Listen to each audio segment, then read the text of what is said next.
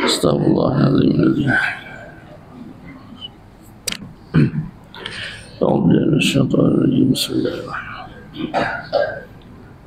Assalamualaikum warahmatullahi wabarakatuh.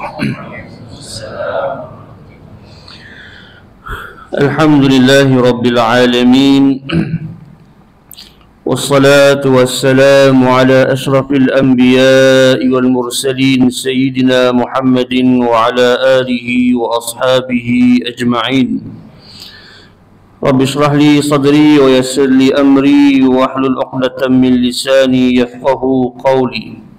اللهم صل وسلم وبارك على سيدنا محمد وعلى آله وأصحابه ومن تبعهم بإحسان إلى يوم الدين.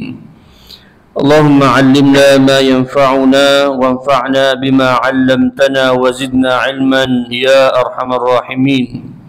اللهم تقبل منا صيامنا، اللهم تقبل منا صلاتنا وركوعنا وسجودنا وصيامنا وتمم تقصيرنا يا الله يا أرحم الراحمين. سبحانك لا علم لنا إلا ما علمتنا إنك أنت العليم الحكيم ولا حول ولا قوة إلا بالله العلي العظيم. أما بعد. Para jemaah muslimin dan muslimat yang dirahmati Allah Subhanahu wa taala sekalian.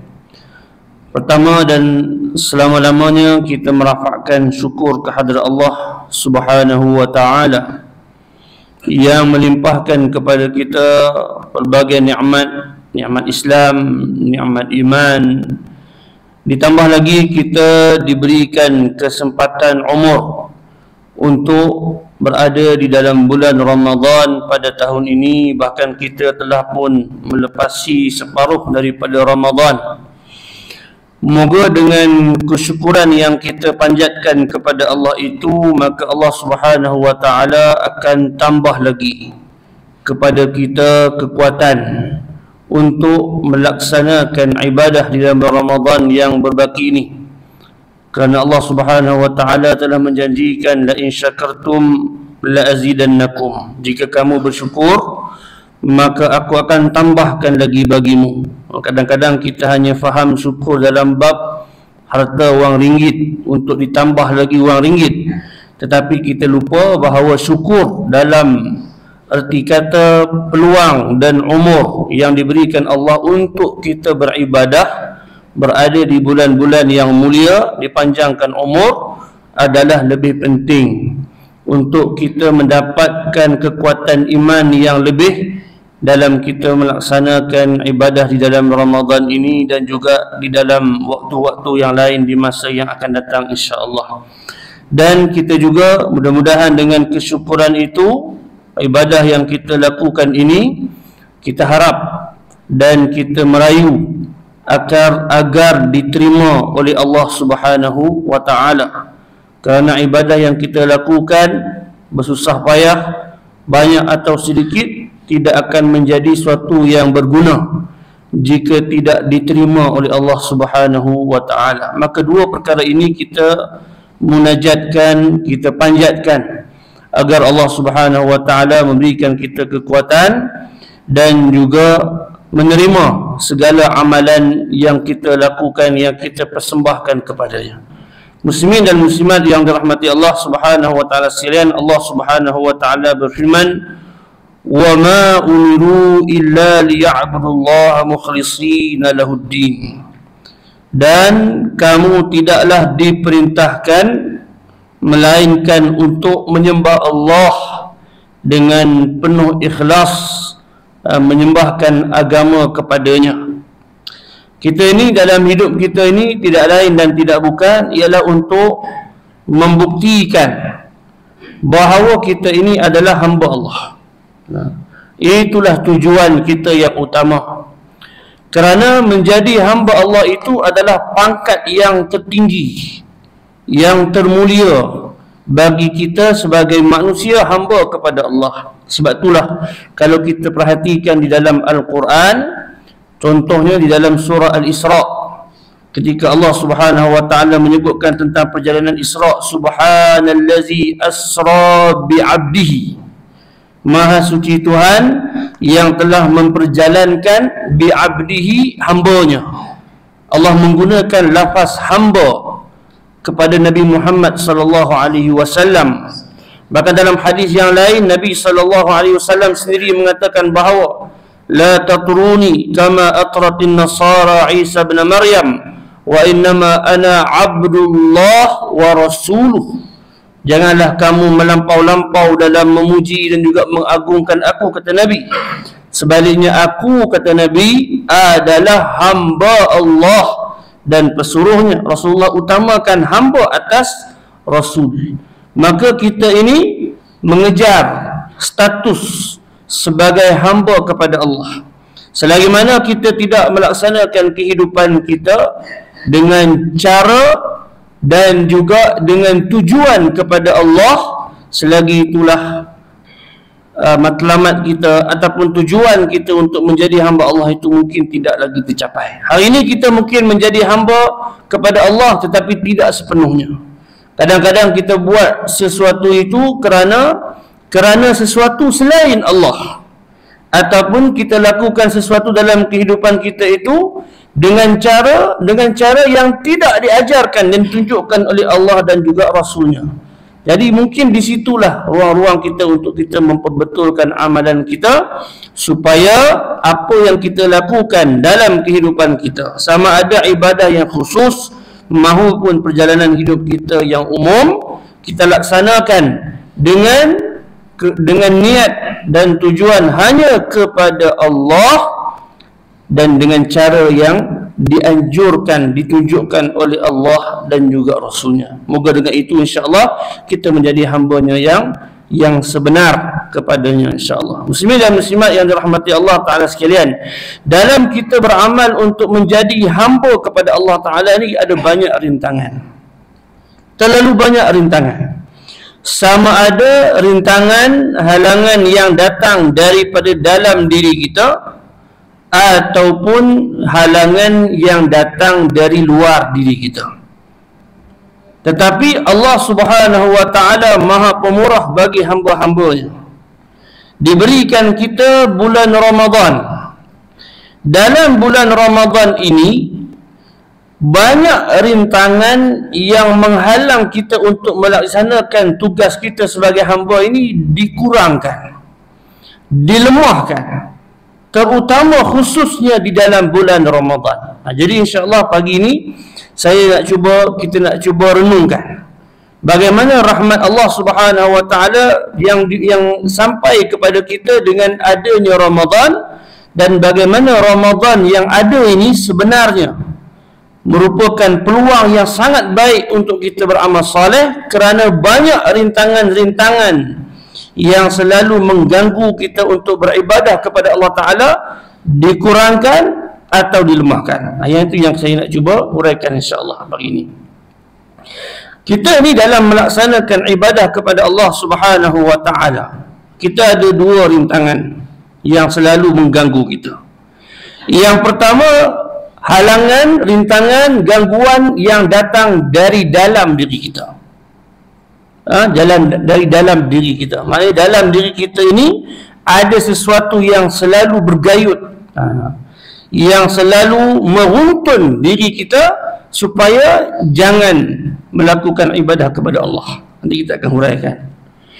Tak cukup dengan apa yang ada di dalam diri kita, ada di sana unsur-unsur luaran yang juga menghasut, meniup di telinga kita, di hati kita, meletakkan belalainya di hati-hati kita, supaya kita tidak ingat kepada Allah dan tidak beribadah kepada Allah Subhanahu wa Ta'ala. Luar dalam kita menghadapi ujian. Baik, kita pergi kepada apakah rintangan dalaman yang kita hadapi, dan bagaimana Ramadan yang datang ini sebenarnya meringankan ataupun melemahkan rintangan dalaman dalam diri kita. Sebelum itu mungkin kita perlu faham, kita kena faham siapakah kita sebagai seorang manusia. Tajuk ni mungkin ada yang pernah dengar atau mungkin saya dah huraikan di sini atau mungkin tidak, tapi tak apa, sebagai ulangan. Kita manusia ni kita kena faham dulu tentang diri kita. Barulah kita tahu apa yang baik, apa yang buruk yang ada di dalam diri kita. Apakah yang membentuk diri kita sebagai seorang manusia?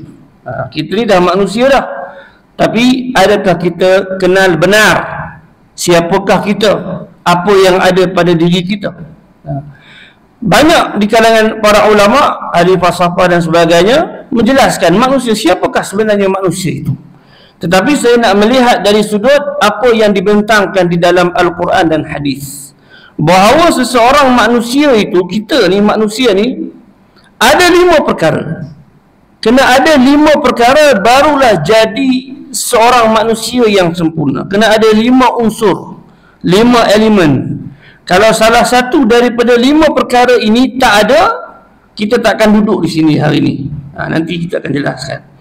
Baik, apakah 5 perkara tersebut yang membentuk diri kita sebagai seorang manusia? Pertama, setiap manusia dia ada jasad. Dia ada jasad, ada badan, ada fizikalnya. Jasad tu apa dia? Inilah yang kita nampak, tangan kita, kaki, perut, badan kita. Inilah jasad yang Allah kurniakan kepada diri kita. Tak ada jasad, kalau siapa yang hadir di sini tak ada jasad, dia bukan manusia. Jadi kita manusia kena ada jasad. Ada makhluk Allah yang tak ada jasad, tapi dia makhluk Allah, iaitu daripada kalangan malaikat, jin dan sebagainya. Mereka ada jasad dengan cara mereka, tapi bukan jasad yang ada pada diri kita. Apakah kedudukan jasad di dalam Islam? Badan kita ni apa kedudukan dalam Islam? Dalam Islam, Allah Subhanahu Wa Taala tidak memandang rupa paras kita. Dalam hadis disebutkan, Nabi SAW bersabda, Inna Allah la yanzuru ila suwarikum wala ila ajsadikum walakinna Allah yanzuru ila qulubikum wa a'malikum. Allah Subhanahu Wa Taala tak melihat kepada rupa paras kamu, kepada jasad kamu, tetapi Allah melihat kepada hati kamu dan juga amalan kamu. Maknanya jasad kita ni bukanlah sesuatu yang dilihat oleh Allah Ta'ala. Maknanya kita tak boleh mulia semata-mata dengan jasad kita. Ada orang dia bodybuilder kan, dia badan dia Masya Allah sado, kemas, cantik, BMI pun cantik. Adakah orang yang BMI dia cantik, sihat, lebih mulia di sisi Allah Ta'ala berbanding orang yang banyak penyakit? Itu tidak menjadi ukuran di sisi Allah.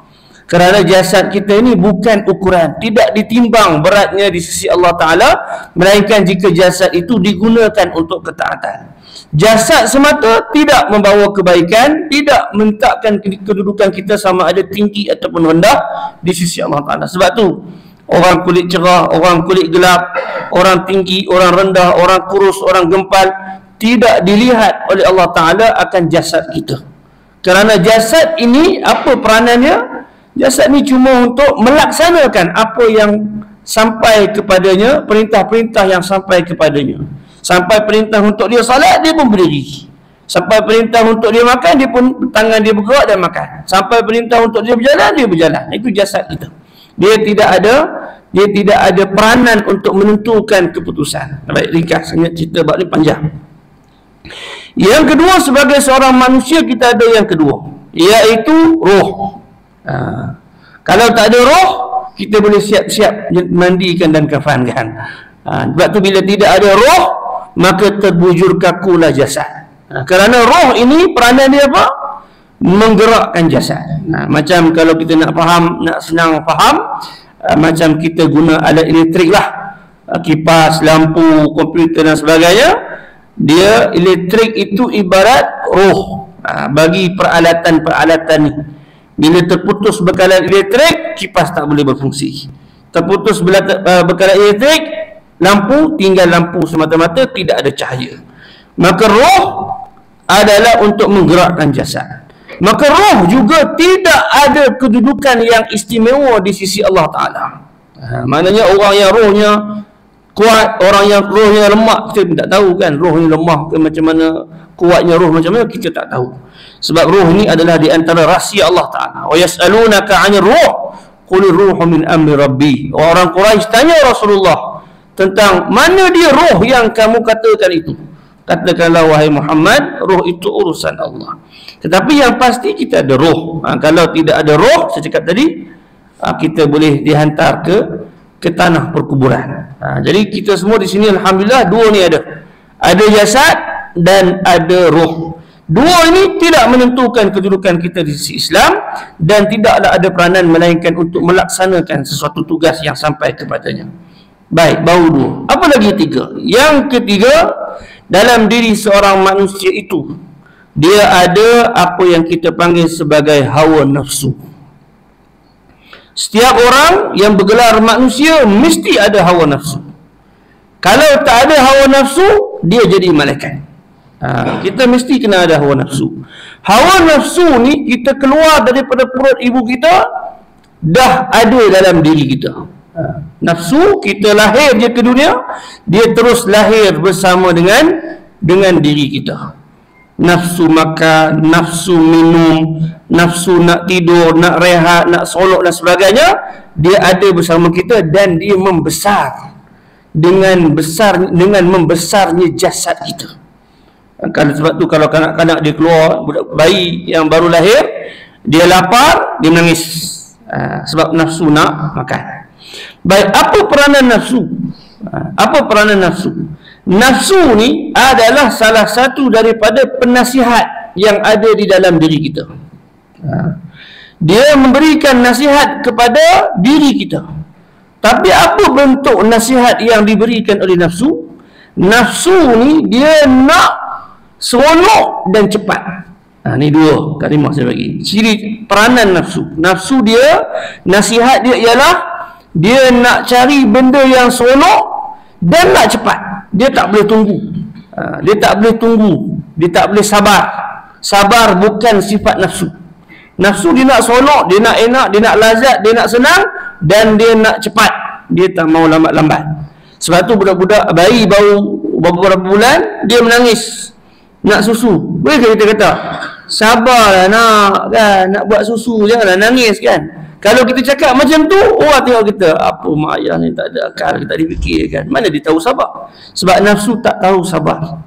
Jadi nafsu dalam diri kita, dia adalah nakkan keseronokan dan nak cepat. Innan nafsa la ammaratun bisu'. Bahkan nafsu itu kata Allah mengajak kita kepada keburukan. Ni nasihat dalam diri kita. Yang pertama, penasihat 25%. Pertama, iaitu nafsu. Jadi nafsu menasihati diri kita kepada keburukan biasanya, dan dia nafsu ni dia nak seronok, dia nak perkara yang menyenangkan dan dia nak cepat. Kemudian dalam diri kita ada penasihat yang kedua yang mengimbangi nafsu kita, iaitulah yang kita tahu, yang kita gelar sebagai akal. Akal. Setiap orang ada akal. Hari ni yang ada dekat sini semua ada akal. Kalau tak ada akal, kita duduk mana? Orang duduk kata duduk hospital bahagialah, ataupun duduk di Tanjung Rambutan. Orang tak ada akal, dia tak ada di sini. Tapi kadang-kadang tengok di tempat masjid, setengah masjid, orang tak ada akal itulah, ataupun separuh akal. Orang bagi 3 suku kan, maknanya akal dia tak sempurna. Dia lah yang rajin duduk di masjid daripada orang yang penuh akalnya. Baik. Akal ini diberikan oleh Allah Ta'ala kepada kita. Dia juga lahir bersama dengan diri kita. Cuma akal ni bila ketika mana kita masih kecil, dia juga akan berkembang. Daripada kita seorang bayi, kemudian jadi kanak-kanak dan seterusnya, dia berkembang. Macam mana berkembangnya jasad kita dan bagaimana berkembangnya juga nafsu. Cuma apa makanan akal? Makanan akal adalah ilmu yang diajarkan kepada dia. Kalau diajarkan kepada dia ilmu berkenaan dengan Islam, maka dia akan menjadi penasihat yang Islamik kepada diri kita. Tetapi kalau akal itu disuapkan dengan ilmu-ilmu yang bukan daripada Islam, dia akan memberikan nasihat berdasarkan ilmu yang ada. Cuma akal ni, Islam ataupun tidak, dia ada satu ciri-ciri umum, iaitu akal ni dia mengajak kepada kebaikan dan dia boleh sabar. Dia boleh sabar.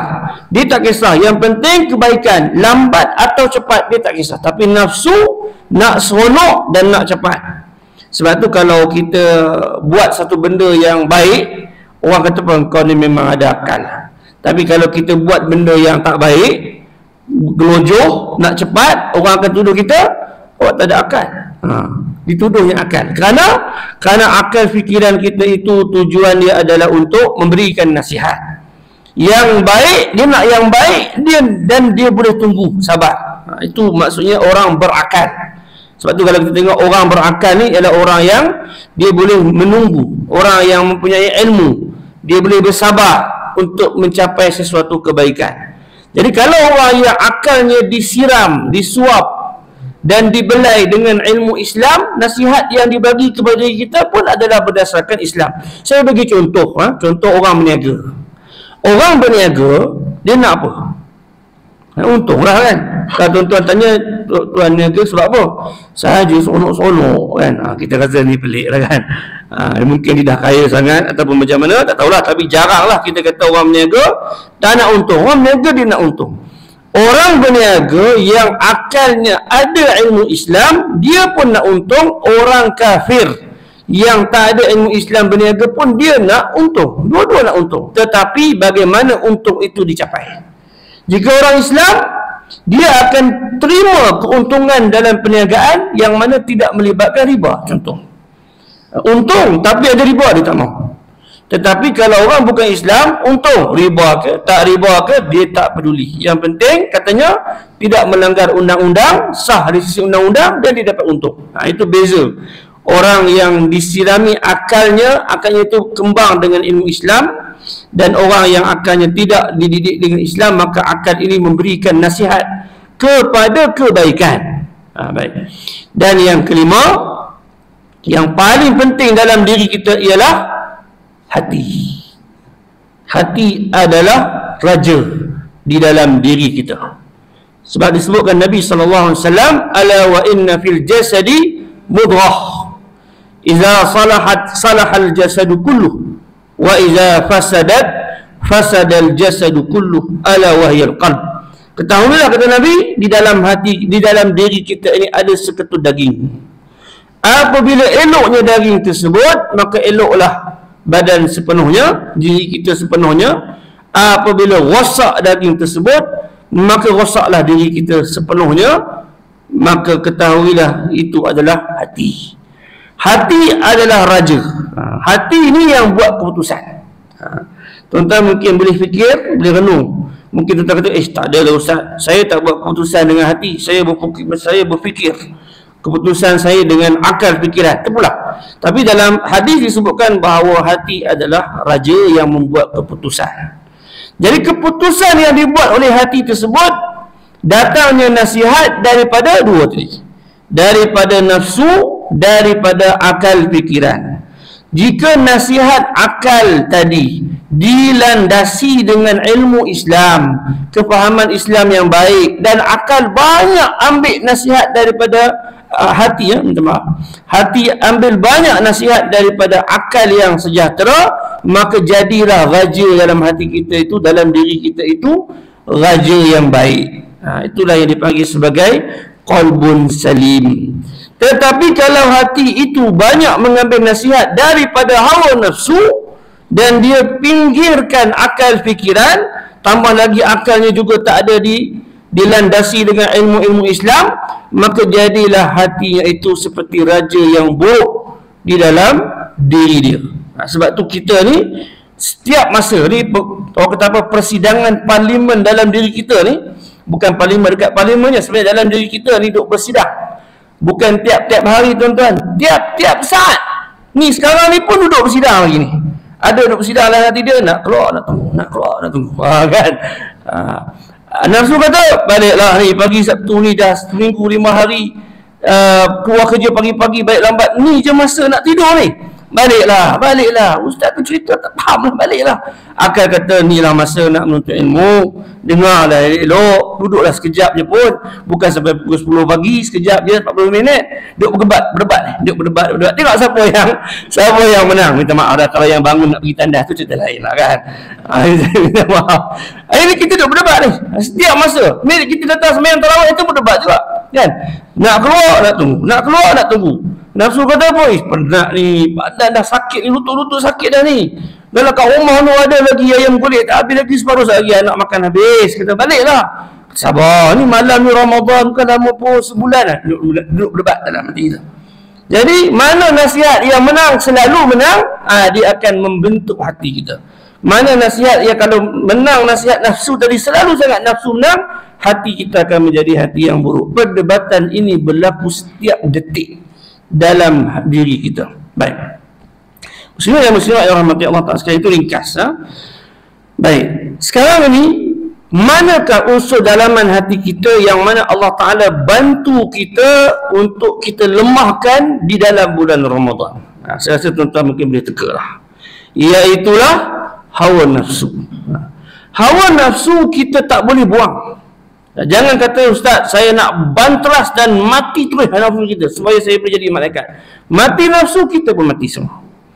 So kita akan masuk dalam kubur. Sebab tanpa nafsu kita tak boleh makan, tak boleh tidur, tak ada keturunan, tak ada keinginan. Nafsu kita perlukan, tetapi nafsu kita perlu kawal, kita perlu tundukkan supaya dia tidak bermaharajalela. Jadi macam mana nak menundukkan hawa nafsu? Maka Allah Ta'ala fardukan ke atas kita bulan Ramadan, di mana dalam bulan Ramadan ini Allah didik kita, tunjukkan kepada kita cara untuk mengawal hawa nafsu, iaitu dengan kita mengawal punca paling besar menyebabkan hawa nafsu bermaharajalela, iaitu makan dan minum. Kita boleh perhatikan tuan-tuan, kalau kita kuat makan, kuat minum, akan lemahlah kerja ibadat kita, akan lemahlah kerja-kerja kebaikan kita yang lain. Saya ingat dulu masa saya kecil tu, saya takkan lupa peristiwa ni. Masa saya sekolah rendah lagi, tapi saya tak boleh lupa. Ayah saya pesan, dia kata jangan makan banyak-banyak, nanti tak larat solat. Solat Ramadan, bulan puasa, disebut kat saya, arwah saya disebut kat saya, jangan makan banyak-banyak kalau nak salat, kalau nak kuat salat. Saya kata dalam hati saya, kata mana mungkin itu? Kalau kita kenyang, barulah kita kuat untuk ibadat. Ni saya dalam diri lah kan. Jadi malam tu saya makan sekuat-kuat hati saya, makan sampai kenyang. Orang kata sampai sengkak kan, sampai kalau belahak tu air dia nak keluar kan. Dan ketika itulah saya merasai sendiri benarnya nasihat ayah arwah ayah saya itu. Malam tu langsung tak tarawih, sebab dah terbaring lah, flat dah, kenyang. Bila kenyang apa jadi? Kita mengantuk. Kita sangka bila kita kenyang kita akan lagi kuat. Tak, tuan-tuan pun sendiri tahu kan, kalau kita buka puasa, makan sepuas-puasnya, minum sehabis-habisnya, memang tarawih malam tu out lah, tak terbalik ke belakang ataupun kita terbaring kat rumah. Tapi kalau kita makan dengan kadar yang sedikit, minum pun sedikit, insya-Allah kita tarawih, kita buat ibadat, dia akan jadi semangat. Maka sebab itu dalam bulan Ramadan Allah ajar kita supaya kita kawal makan dan minum, kerana makan dan minum itu adalah punca utama nafsu kita jadi raja. Dan bila nafsu ni dah jadi kuat, maka akal, bagilah 1001 hujah sekalipun, bila mengantuk tak ada gunanya. Kita pun bagilah akal pun kata lalas sekali, lena macam tu je, kata tidur macam tu je, sebab kekenyangan. Jadi sebab itu kita diajar dalam Ramadan ini untuk mengawal makan dan minum. Kerana dengan mengawal makan dan minum itu, maka kita memberikan peluang kepada akal fikiran kita untuk berfungsi, untuk kita berfikir dengan baik, untuk akal fikiran memberi nasihat kepada hati agar hati boleh mendengar nasihat daripada akal fikiran dan boleh melakukan ibadah kepada Allah Subhanahu wa ta'ala. Cuma Ramadan sebulan sajalah, kan? Satu perkara yang menarik untuk kita perhatikan, bagaimana Allah ajar kita untuk mengawal nafsu. Puasa yang kita buat ini, kita tak boleh makan dan minum separuh hari. Kalau ikutkan, kalau kita nak puasa betul-betul punya, puasalah sepanjang hari, daripada malam sampai ke malam, kan? Memang kurus kering kita. Tapi Allah Ta'ala tak ajar kita begitu, kerana menggambarkan kepada kita bahawa nafsu ini adalah untuk kita kawal.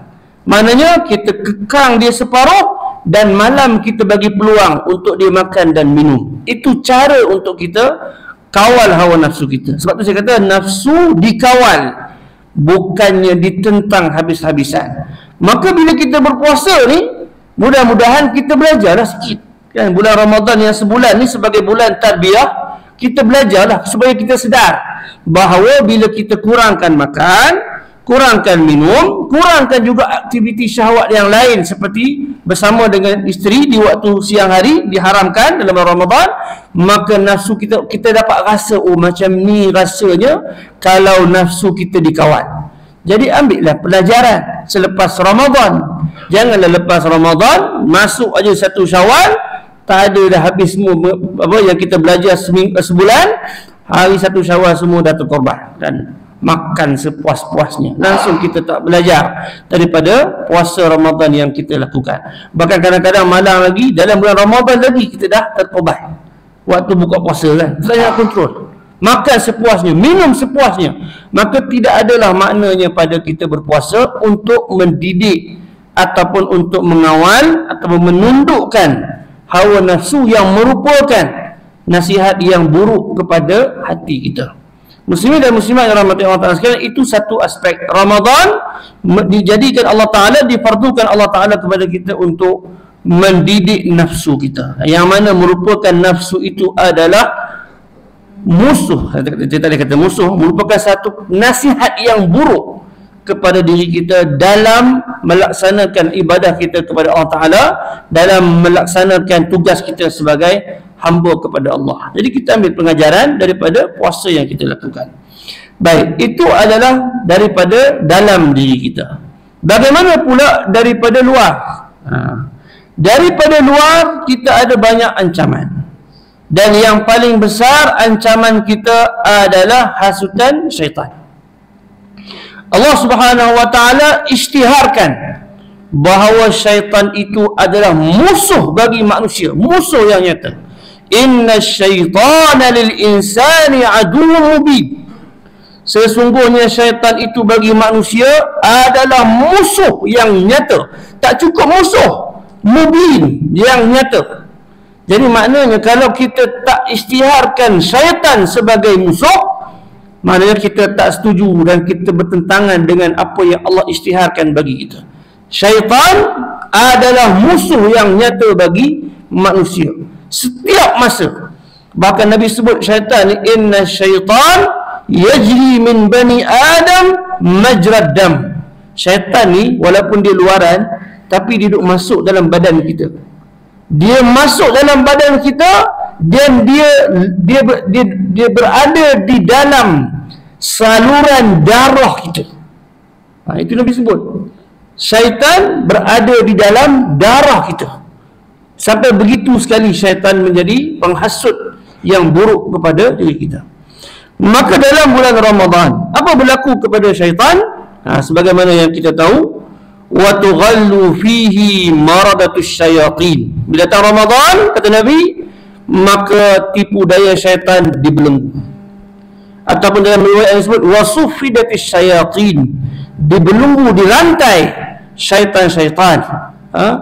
Maka dalam bulan Ramadan, rahmat Allah kepada kita, syaitan dibelenggu, syaitan dirantai. Tapi kata para ulama, syaitan yang dirantai itu bukan semua. Maradah wa tughallu fihi maradah. Maradah ni maksudnya ialah syaitan yang sangat kuat, aktsaru adawatan lil insan. Syaitan yang sangat kuat musuhnya kepada manusia. Yang ini yang dibelenggu. Yang pembantu-pembantu yang itu masih lagi ada bersama dengan mengganggu kita manusia dalam bulan Ramadan dan juga di luar Ramadan. Ataupun bahasa mudah saya sebut general je. General sahaja. Saya tak tahulah dia pakai pangkat general ke spesial tak pasti, tapi mudah bahasanya syaitan yang dibelenggu, yang dirantai itu adalah yang besar-besar, yang sangat kuat memusuhi manusia untuk beribadah kepada Allah Ta'ala. Itu pun dah cukup sebenarnya untuk membantu kita dalam menghadapi musuh luaran, dalam melaksanakan tugas kita sebagai hamba kepada Allah Ta'ala. Nampak? Dalaman kita dibantu, luaran syaitan juga dibelenggu oleh Allah Ta'ala di dalam bulan Ramadan. Baik, itu halangan kita. Bagaimana pula bisikan ataupun ajakan kepada kebaikan? Siapa yang mengajak kita untuk melakukan kebaikan? Siapa yang menyeru kita untuk melaksanakan kebaikan? Jawapannya ialah Allah Subhanahu wa Ta'ala. Wallahu yad'u ilal jannati wal maghfirati biizni. Allah menyeru kita untuk meraih syurga dan untuk meraih keampunan daripadanya. Seruan untuk buat kebaikan adalah datangnya terus daripada Allah Subhanahu wa Ta'ala. Tak cukup dengan itu. Dalam bulan Ramadan ini, kata Nabi, "Iza kana awwalu lailatin min Ramadan, nada munadin." Malam pertama Ramadan akan ada satu seruan. "Ya baghiyal khair aqbil." Wahai orang-orang yang mencari kebaikan, bersedialah untuk terima rahmat Allah. "Wa ya baghiyasy syarr aqsir." Wahai orang-orang yang selalu buat jahat, kurangkan kejahatan kamu. Siapa yang menyeru? Kata para ulama, para malaikat menyeru di awal Ramadan untuk menyambut dan juga menggalakkan orang-orang yang nak buat kebaikan untuk diterus melakukan kebaikan. Jadi maknanya Allah seru kita untuk buat kebaikan. Datang Ramadan, malaikat seru kita untuk buat kebaikan. Tak cukup dengan itu, datang Ramadan, tuftahu fihi abwabul jannah, dibuka padanya pintu-pintu syurga. Jadi Ramadan, syaitan dibelenggu dan seruan untuk melaksanakan kebaikan juga datang daripada Allah Ta'ala, datang daripada malaikat untuk kita melaksanakan kebaikan. Saya lupa satu perkara penting. Bila sebut tentang syaitan ni, tuan-tuan, dia bukan syaitanul jin saja. Yang kita sebut tadi, yang lalu dalam darah kita tu, yang lari dalam saluran darah kita tu, syaitanu al-jin. Tapi sebenarnya syaitan ni dua jenis. Dalam hadis Nabi sebut syaitanul ins wa syaitanul jin. Syaitan ada dua. Satu syaitan jin yang kita tahu tu, dan yang kedua dipanggil syaitanul jin, yang kedua ialah syaitanul ins. Syaitan-syaitan daripada kalangan manusia. Siapa manusia yang berkelakuan mengajak orang untuk melakukan kejahatan, menghalang orang melakukan kebaikan, maka dia Nabi gelar sebagai syaitan manusia. Dalam bulan Ramadan, apa berlaku kepada syaitan-syaitan manusia ni? Kuranglah sikit, kan? Sebab itulah dalam, saya sebut dalam Ramadan ni, aktiviti-aktiviti hiburan tak adalah dikekang, dibuat sikit-sikit lah. Orang kata apa?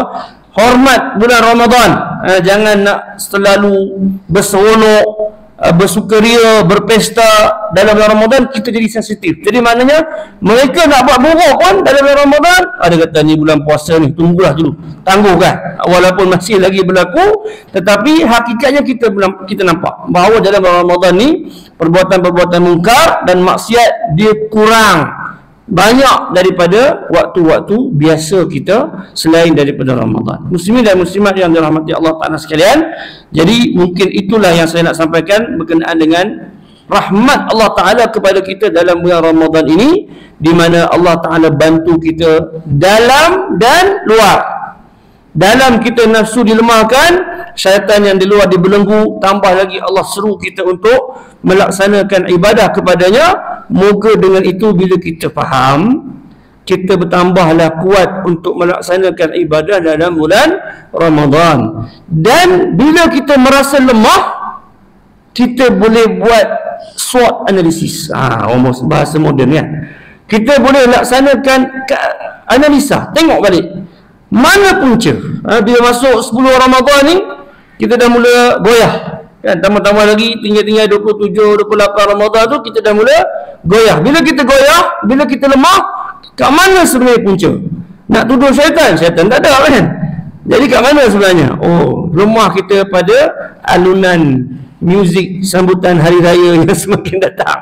Nafsu kita dah mula menggelojak ni, raya nak datang, kita pun sibuk pergi shopping, sibuk itu, sibuk ini. Maka kita tahu di mana punca yang melemahkan kita untuk beribadat. Kita boleh kontrol, kita boleh kawal untuk kita terus melaksanakan ibadah insya-Allah dalam bulan Ramadan sampailah ke penghujungnya. Sampai saat akhir berlalunya Ramadan, kita boleh sempurnakan ibadah dengan sebaik-baiknya insya-Allah. Muslimin dan muslimat rahmati Allah sekalian, saya nak buat satu lagi ayat sebelum tutup. Ayat ni sangat menarik. Allah sebut dalam Al-Quran, ya ayyuhan nas kulu mimma fil ardi halalan tayyiba wa la tattabi'u khutuwati syaitan innahu lakum aduwwun mubin. Wahai manusia, kata Allah, makanlah kamu di bumi ini apa yang halal dan yang baik, yang tayyib, dan janganlah kamu ikut jejak langkah syaitan kerana dia adalah musuh kamu. Dalam ayat ni Allah gabung dua benda. Pertama, makan, dan yang kedua, jangan ikut syaitan. Makan yang baik dan juga jangan ikut syaitan. Dua perkara ni ada dalam bulan Ramadan sebagaimana saya sebutkan tadi. Habis Ramadan kalau kita pegang dua benda ni. Bab makan ni bukan makan yang baik saja. Kulu, makan yang baik dan halal itu maknanya apa? Kita memilihlah dalam bab makan. Bukan suruh makan, tapi maknanya dalam bab memilih makanan dan cara kita makan. Kalau kita boleh belajar dari Ramadan untuk mengawal makanan kita dan kita tidak mengikuti jejak langkah syaitan, dua perkara ini insya-Allah merupakan kebaikan buat kita di dunia dan juga merupakan kebaikan insya-Allah bagi kita di akhirat kelak. Mudah-mudahan Allah Subhanahu wa taala membantu kita dalam beribadah kepadanya, dalam melaksanakan tugas kita sebagai hamba, agar dia terima kita sebagai hambanya insya-Allah. Moga Allah Ta'ala bantu kita, moga Allah Ta'ala berikan hidayah kepada kita. Wallahu ta'ala alam. Moga bermanfaat apa yang kita bicarakan pagi ini, dan moga Allah Subhanahu wa ta'ala mengampunkan dosa-dosa kita. Wallahu subhanahu wa ta'ala alam. A'udzubillahi minasyaitonirrajim. Bismillahirrahmanirrahim. Alhamdulillahi rabbil alamin, wassalatu wassalamu ala ashrafil anbiya'i wal mursalin wa ala alihi wa ashabihi ajma'in. Allahumma inna nas'aluka ilman nafi'a wa amalan mutaqabbalan wa rizqan tayyiba. Allahumma arina al-haqqa haqqan warzuqna ittiba'ah wa arina al-batila batilan warzuqna ijtinabah. Allahumma a'inna ala dhikrika wa syukrika wa husni ibadatik. Rabbana zalamna anfusana wa illam taghfir lana wa tarhamna lanakunanna minal khasirin. Rabbana atina fid dunya hasanah wa fil akhirati hasanah wa qina azaban nar. Wa sallallahu ala sayyidina Muhammad wa ala alihi wa sahbihi wa sallam. Walhamdulillahi rabbil alamin. Subhanakallahumma wa bihamdik, nashhadu an la ilaha illa anta, nastaghfiruka wa natubu ilaik. Wassalamu alaikum warahmatullahi wabarakatuh.